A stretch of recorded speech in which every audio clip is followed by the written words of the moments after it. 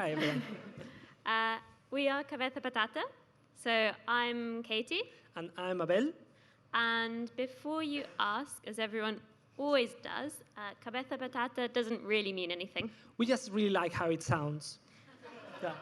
So we're a character design and animation studio, and we make stuff like this.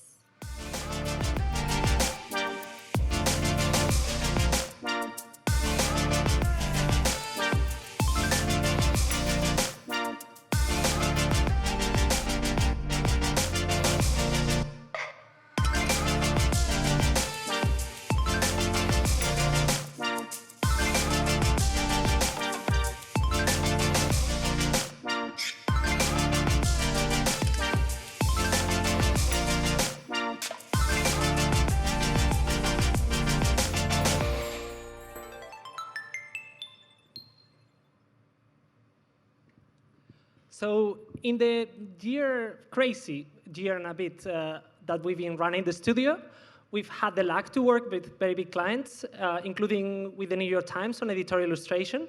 This is a project we made for them about how to dress, talking about how to dress from casual to white tie dressing.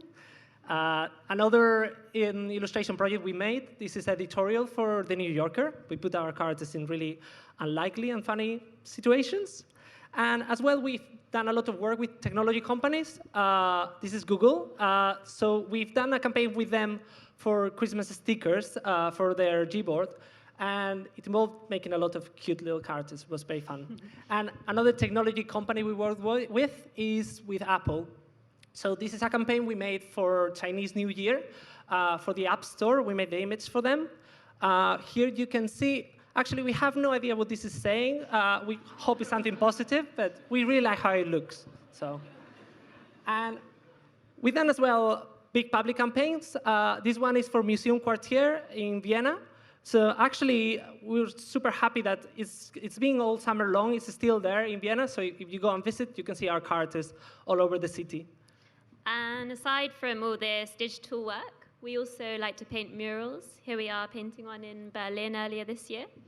And we also made our first ever 3D printed character. So it's a real figure with tiny handmade clothing. And we even have a giant Cabeza Patata head. Yeah, the Cabeza Patata head is amazing. You can wear it. Unfortunately, Ryanair doesn't consider it hand luggage, and they don't allow you to get inside the plane with it on, so it cannot be here. But it's in Spain right now. Yeah. But apart from all of this, what we're going to talk about mainly tonight is our latest animation project for Spotify. So it was a global campaign, and we made 12 videos and 25 images, and each had to represent a mood that you might feel when you're listening to music. So this character is excited, obviously. And specifically, what we want to talk about tonight is our challenge in this project. So not only about the challenge of, for the first time, expanding our team a lot. I think we were like 10 people during this, and delegating tasks for the first time. But there's one key aspect of the campaign, which was probably our main challenge, which we felt like we didn't get quite right, and we want to share it with you tonight. So it was that Spotify wanted us to create a gender-neutral character. And the main discussion that we were having with them and all of the client feedback was basically revolved around this, because the style and the design we were all really happy with, and it went very smoothly, which isn't always the case in these big projects. So when we started to think about what is gender neutral in society, we thought, okay, so what's this? So this is a clear representation of a gender neutral sign, and it means that everyone, men and women, can cross the road. But we do call it a green man, so it might give you a clue to what we're going to talk about tonight. And this is our version of a gender neutral character, which you can see is a little bit more complicated than the green man. So we can start explaining like that language is heavily gendered, and Spanish is even more gendered. As you can tell from my mustache, I'm Spanish. So I don't know if you know Spanish, you know that like we use gender to define everything. Even like a car, for example, would have a masculine gender, and a spoon would have a feminine gender. It doesn't make any sense, And also, we use gender to define groups. And there is a very interesting thing that happens. In this image, for example, if you understand that a group is formed by only women, you would use the gender pronoun. You would say ellas. But as soon as you introduce a masculine figure on the group, the entire group gender would swap. That doesn't happen on the opposite way, and also it happens even if you take it to to the exaggeration. You could have 1,000 women in a group, and that would be ellas, and as soon as you introduce a single masculine figure, the entire gender of the group would swap. So we think that this is very relevant, and we think that this happens in English, even if it doesn't happen with pronouns. We have a very good example where this happens. And it's like, when you go to the toilet, you can see this sign, and if you remember the green man on the traffic light, the green man before was telling you to cross the road, whether you are a male or a female. And when you go to the toilet, suddenly that figure on the right is only talking to the males. So we think this is telling a lot about how the structure of what is the gender that is driving or is the dominant gender happens in culture. And we see as well when we start to think about our gender-neutral character for Spotify and what might be the characteristics that we'd include. So we thought, okay, we definitely have short hair because in stylized representations of humans, if you put long hair, you normally assume it's a woman. And the same, we thought we'd have a skinny frame, so we wouldn't have any obvious hips or breasts.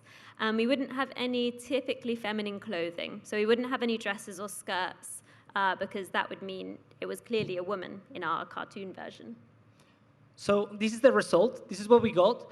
And we think that it's what we consider in culture a gender-neutral character, but still we are not allowing anything that might be feminine to appear on the character. And the clothes that the character is wearing is the clothes that are associated with what you would wear being a male. So this was a bit challenging, but we have a very good example of it. Yeah, taking this a bit further even, this is our angry character. So it started off looking like this, and all that anyone could see was a man. So we went through various iterations. We even made it more pink. We made the clothes a bit softer. We added some jewelry, slightly longer hair. But still, because of the character's angry position, all anyone could see was a man. And it's not our fault, because everywhere in society, even the cartoons that we're watching as children, usually depict the angry character as masculine. So we thought, to get over this problem, what we do is make the angry character frustrated. So when we presented this slightly more comical, softer version, people realized, oh, okay, probably this is a gender-neutral character. And we thought, oh, great, problem solved. But for us, we thought, really, have we solved the problem, or are we just continuing this stereotype and not really allowing women to be angry? Yeah, and this is something that didn't happen in the same level on every video, but it's something that with all the characters we were creating, we were finding that this problem was appearing. And it's not at all, and we want that to be clear, like that we think that clients are doing this wrong on purpose, and we actually think that it's amazing that we are having these conversations with very big technology companies. We are, I know many people are cynical about it and about how these big technology companies are getting into these positions and caring about, for example, a figure like gender neutral.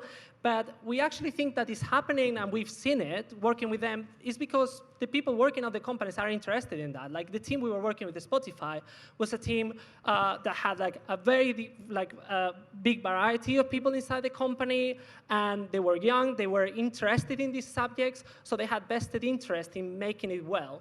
But the point that we are trying to make with this, or what we were feeling as we were doing it, is that sometimes when we try to solve a very complex problem with a single solution, that is like making a character that represents everyone, we're just making our path a bit too narrow.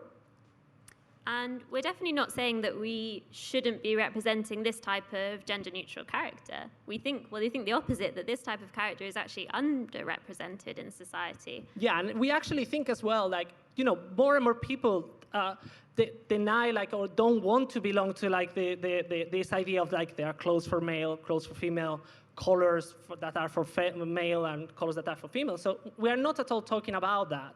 What we are talking about is that, like, we are defining a specific style that might be not defining everyone, but maybe defining the gender-neutral character? So we think that for us, our solution to this challenge we were facing is that in order to represent the huge variety of people that we see everywhere, is to create a huge variety of characters, whether those characters are gender neutral, whether they're very feminine or very masculine. And we don't also just need to talk about gender. When we're talking about a variety of people, we can talk, for example, about disability and having more visibility in advertisement. And we think maybe the reason this hasn't been happening is because advertisers might assume if you see, for example, someone in a wheelchair, we might think that the product is only for that specific group of people, when this doesn't need to be the case, because we feel that the more variety that we're adding, the more people will realize that the advertisers are talking to them, even if they're not being specifically represented. And this has really been the case for the majority of the society. I mean, I know as a woman that I can buy a car or I can buy insurance, even if the adverts usually depict men. Just like I know that I can cross the road, even if the sign is a green man. And we have another example with older people. Like, traditionally, clothes are not advertised to them, but they know that they can go to the shop and buy the clothes. So, obviously, no? So what we're trying to do is put a big variety of people in our work and create characters that aren't constrained by their gender, their race, their age, or their ethnicity. And we thought, have we achieved this? Well, probably not. And I think what we've been showing you tonight is kind of our admission that we haven't been, but we are at least trying in every piece that we make and in every conversation that we have with clients. We're trying to push this, and we're going to continue to try. Thank you.